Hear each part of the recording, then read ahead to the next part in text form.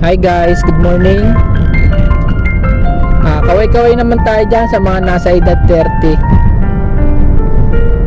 Meron lang ako konting i-share. Alam ko naman makaka-relate kayo lahat dito, no? Naalala nyo ba nung mga maliliit pa tayo? Diba parang ang gaan ng mundo?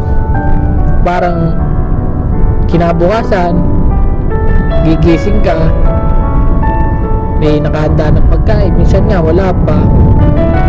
Tapos yung iniisip mo na paglalaro, iniisip mo kinabukasan yung papanoorin mong mga cartoons.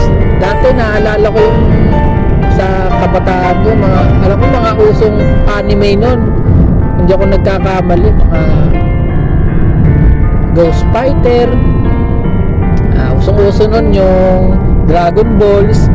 Yung bang sinusubaybayan mo yung mga yun na sa maghapon, excited ka na pagdarating ng hapon, bubuksan mo yung TV, minsan may kaagaw ka kasi yung kapatid mo iba yung trip.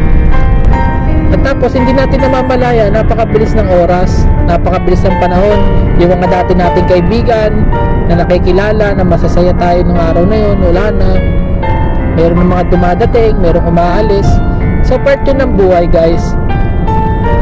Alam nyo, sa pagtatanda o sa paglaki natin, and then yung magsisimula na yung hamon ng buhay,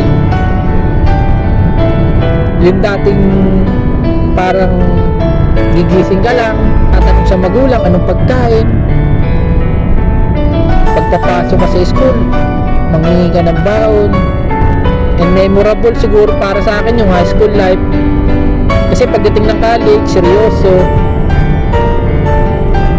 Tapos expectation ng magulang, pagka-graduate, makahanap ng magandang trabaho.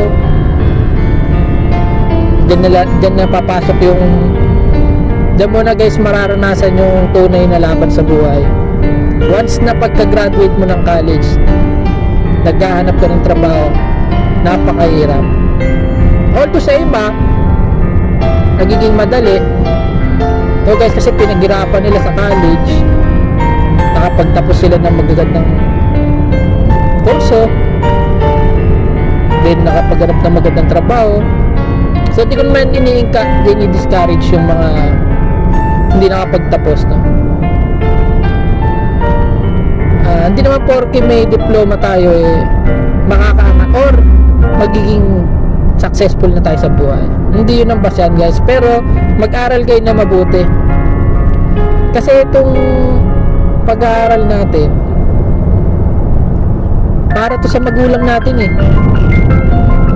Iba kasi yung saya nila na makikita ka na okay ka na, nakikita nila na kaya na ng anak ko, diba?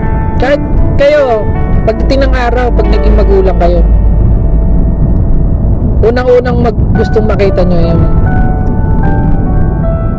mga anak nyo, paano sila, stable na ba sila. Hanggang dito na lang mga Kotojas, sa susunod po ulit. Keep safe mga Kotojas, no? I love you all.